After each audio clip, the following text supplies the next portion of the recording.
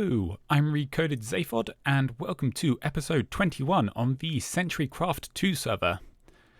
You're actually catching me part way through a recording of the last episode, as you can see with the tree, and yeah, basically there was a creeper incident. So a creeper came and exploded and dropped me into a hole with a zombie, and then I was focused on the zombie, and then another creeper came along and that exploded as well. And yeah, it's rather frustrating trying to do this like while you're building, because once you've got stuff there, it's a case of sort of patching things up. But while you're building stuff, particularly if you're trying to build like farms, it can get really irritating having mobs constantly coming at you. So I think my project for today is going to be trying to build a mob switch. I don't intend to like turn this on for the whole server all of the time, but I think it'd be nice to have it just so when we're working on stuff like this, where, you know, a creeper can sneak up on you from among the grass and bushes, that the you know you're safe. So you're not constantly having to work out whether you need to fight things off or build, and you can just focus on building when you're trying to be building. So yeah, that's what I'm going to do for this one. And my plan for it is to use some spawners and then use some nether portal. You see all these mobs. Nether portal chunk loading system, which works in 1.14. To load the other side, and then I should be able to load in lazy chunks the mobs from the spawners, and then while the system's on, it should stop any mobs spawning in the overworld. I might at some point try and do one for the nether as well, but that's a bit more annoying because you'd have to activate it, leave into the overworld via a nether portal, and then travel far enough that even when you re-enter the nether, you're not going to be close enough to load the place that you've loaded up the mobs. That was a lot of words, and I think I said what I meant. But yeah, you have to build it really far out in the nether, basically, and you have to then travel that distance in the overworld when you turn it on and turn it off. So yeah, I'm going to do a mob switch for the overworld, and I've scouted ahead, so I know roughly where I want to put this, because I know quite far out there is in fact 4 spider spawners in range of each other, so I can quickly load up enough mobs to turn off, to fill up the mob cap, and then I can use that as the mob switch. So I'm just going to dig towards the coordinates that I have written down from scouting it out in a copy of the same seed, and hopefully it should be there in this world. I'm pretty certain mob spawners are dependent on the seed. So yeah, hopefully I can find that, and let's see how that goes. So this is the closest point in the nether to where I want to build the portal, so I think I'm just going to have to mine away this way. You can see there's a couple of fortresses there. They're the ones I've been using to hunt wither skeletons, and my witch farm portal is just on the other side over there in that fog. Just if you wanted to know roughly where this was going to end up. But I'm pretty certain no one's gone out this far in the overworld. Like, the closest thing I think is my witch farm, which is already reasonably far out in the overworld. It's not ages away in the nether, but yeah. So now I've got to dig this way for I think 100 blocks or so. So I'll see you when I get to the right point. Okay, so this is I've been tunneling along, come across a couple of like caves and open areas, but yeah, I've got to the spot, which is actually in this block here. But I'm gonna offset this portal initially because I need to go through and prepare the area on the other side before I start doing anything else. And then after that I can come back and work out where I want the portal to be on this side, because I need it to be in the right place, that the things on the other side will end up in lazy chunks, so I won't know where that needs to be until I've sorted out the other side. So let's just grab a flint and steel and like this. And I have no idea at what height in the world it's going to put me. I know where I want to go is actually quite far down, but we'll see. Oh, I got a advancement from that. I completely forgot that was a thing. Okay, I am in a cave somewhere. What height am I? 32. Okay, this is a reasonable height. I am in a ravine though, and this is not particularly safe. Let's just light up near here a little bit. And I'm going to try staircasing down a bit and try and find the coordinates that I want, where I believe there should be some spawners.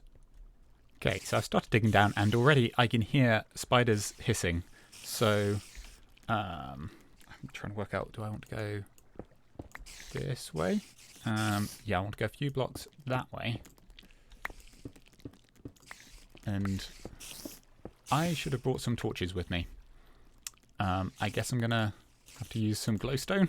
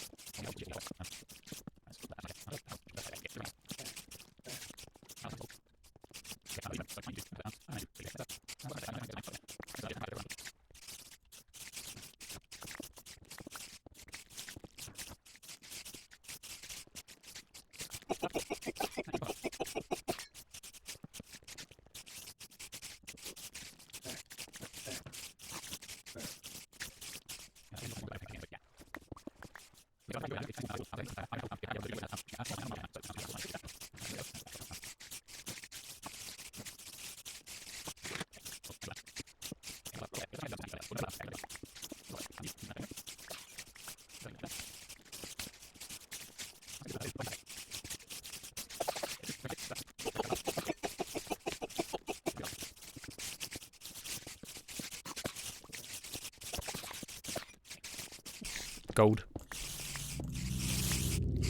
Hang on. I thought all the spawners were cave spider spawners. Is this something else? Oh, this is a normal spider spawner. Okay, interesting. I don't know if this is one of the ones or not. Well, I'm certainly gonna try and get up in here.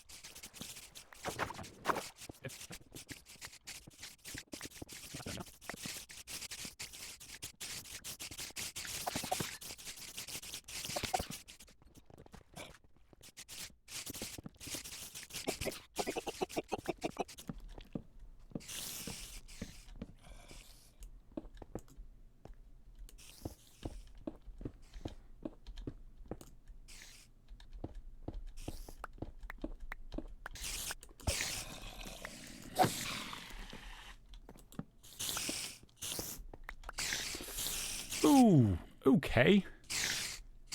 Yeah, that's terrifying. Okay.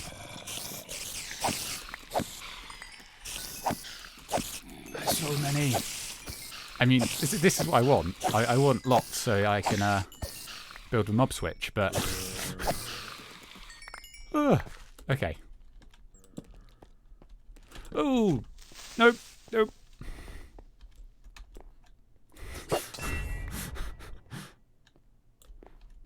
Oh, lag. Come on. No. Ah. Oh, okay.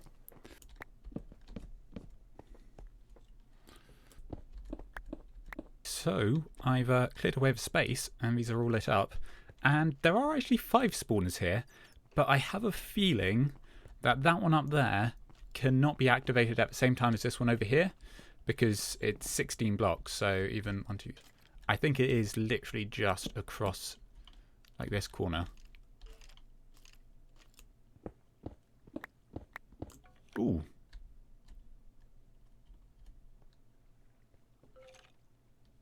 I think that might be all 5. Admittedly, I am definitely going to be right near this one, so I'm going to be using up some of its space. But 5 should spawn them faster than 4. So if I can get them to all drop into water channels, and then they all need to end up in the same chunk. Across a band of chunks, because I need them to be in non-entity processing chunks when the portal loader is activated. Next step here is to clear out the areas around them. So, okay, there's obviously a dark patch there. So that they all have the maximum space for spawning things and space underneath them. I'm going to, clear away the space, and I think that's probably going to be easiest to see as a time lapse.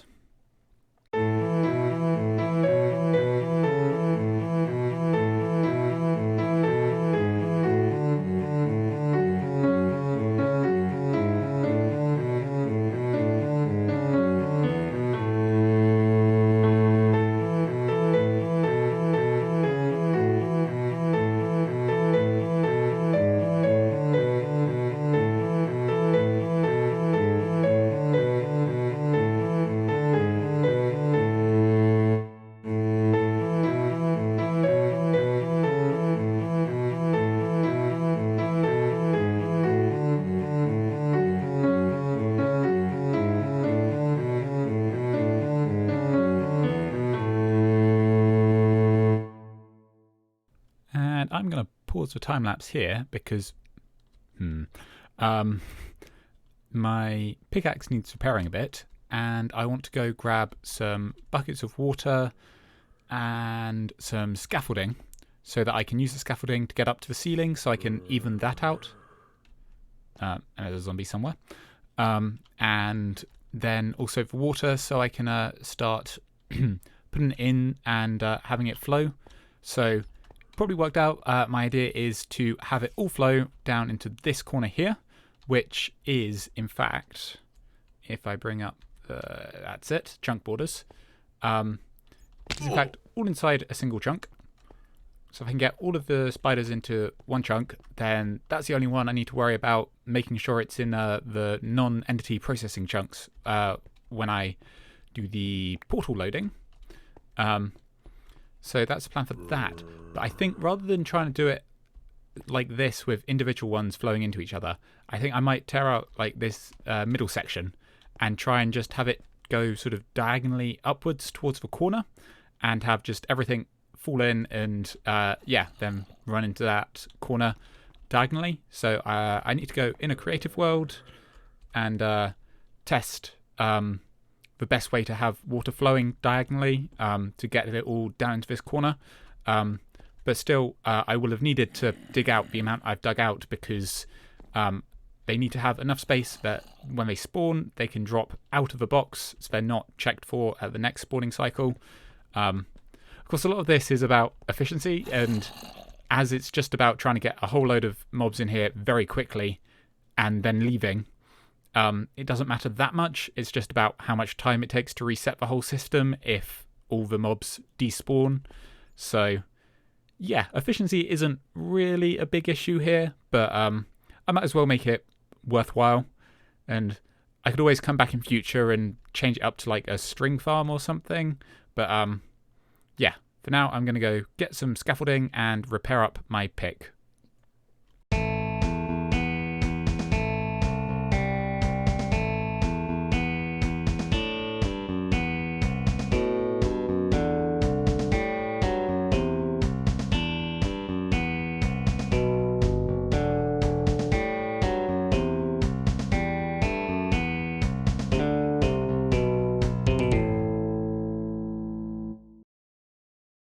Okay, So hopefully you can just about make out the spiders flowing down here now. And I've got all of these active at the same time, and you can see they're building up in that corner. So if I bring up the F3 screen, you should be able to see that there are about 80 something entities over there. So yeah, that means that if I manage to keep them loaded, no entities will spawn elsewhere in the world when it's just me online. So I think it's going to be enough for now. I don't want to get too many here because I don't want to, crash the server or anything. And I've got a portal over here which I can leave, and it's close enough that they shouldn't despawn as I'm leaving. And then there's going to be another portal over here, and this is where I'm going to do the chunk loading. And it's just the right distance away that if I bring up the chunk borders, you see there's another chunk here, and then the one with all the spiders in over here. And with the portal chunk loading, that means that those spiders will all be in lazy chunks. So they'll count towards mob cap, but because they're not, it's not an entity processing chunk, they shouldn't contribute to the lag on the server. So now I just need to set up a system which keeps this side loaded, which involves some redstone and firing items through the portal and back, which I will link in the description. I saw a Double Moses video. So yeah, he's the one which came up with this design as far as I'm aware. I know Ilmango has done some stuff with it as well. But yeah, I'll leave a link to the Double Moses vid. I think he demonstrated it for iron farms. So yeah, I'm going to build that design here. And I'll bring you back in afterwards. If you want to see the detailed build, I suggest going to see Double Moses' vid. So I've built this up, and it looks rather complicated because basically I didn't clean up the area around it. It looks a bit simpler if you do. But yeah, this is just a hopper clock, which is currently turned off. So when the light is on, mobs spawn as normal, and nothing's happening here. But when I flick this, items start going between here, and you should see in a moment over here. Okay, so you should have seen just then that an item got spat out by this dropper and flung through the portal.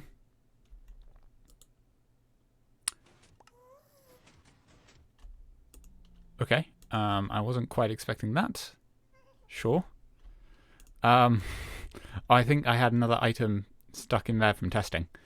But yeah, so every 15 seconds or so, this will fire an item through, and an item should be coming back as well. So on the other side, we have this system, which picks up an item here, and then fires out a fresh one straight back. There's no clock on this side. The clock is only on the other side. So now I guess I ought to test whether if I fill up with mobs over there and then fly away back to, say, my base around spawn, I end up with no hostile mobs spawning. So yeah, I'm going to stand here, wait for them to be enough there that, well, I want more than 70. I want at least 71, I think it is, for a single player. And then I can test the system. Okay, so the moon is now rising. So usually at this point there would be some mobs spawning out here somewhere. And I haven't seen any yet. So that's a promising sign. I think it might be working. So I found the one thing the mob switch doesn't seem to turn off. And that is phantoms. Where did they go? They were just behind me somewhere. But yeah. I definitely just had some phantoms flying towards me then. So obviously they have separate spawning rules. A bit like if I was at another spawner. Yeah, definitely a phantom. But yeah, definitely nothing else hostile. So yeah, I'm going to call that a success. Woohoo! So all that's left for me to do here now is pack up all the stuff, because I've got quite a bit of stone and cobblestone, and I managed to end up with rather a lot of string and stuff as well. So I'm going to pack that all up into shulker boxes and take that back to my base so I can use it in other projects. But I think that's going to be all from me for this episode. As always, I'd love to hear any thoughts you have in the comments down below. I've been Recoded Zaphod, and thanks for watching.